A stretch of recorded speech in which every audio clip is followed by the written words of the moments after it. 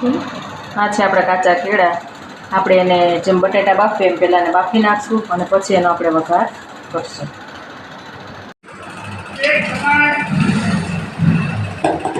બે કટકા કરવાના.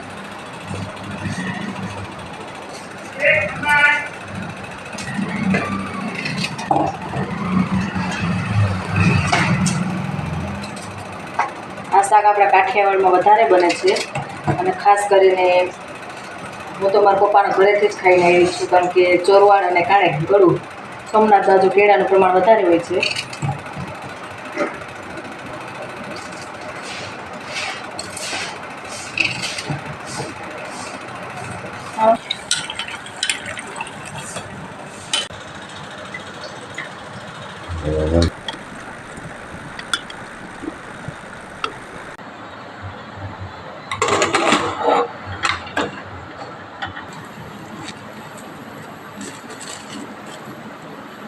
ધાણા ભાજી પપ્પા તો ખબર પડી જતી પપ્પા.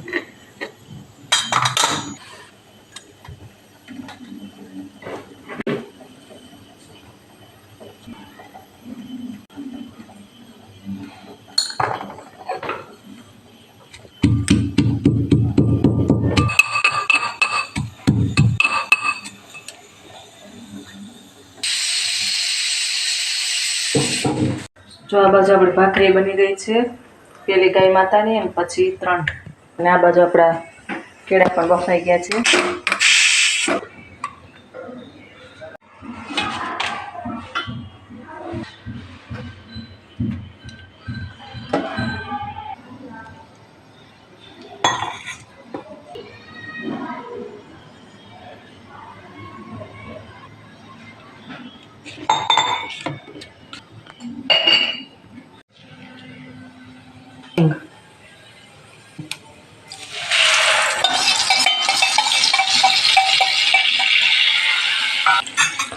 અમે ગરમ મસાલાનો ઉપયોગ જેમ બને એમ ઓછો કરીએ છીએ અને જેમ બને વધારે સાદું ભોજન બનાવીએ.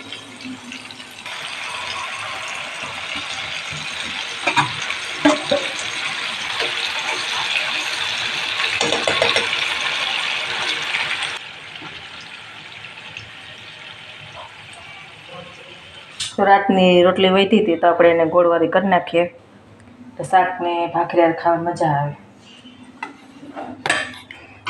ચૂરમા જેવું થઈ જાય.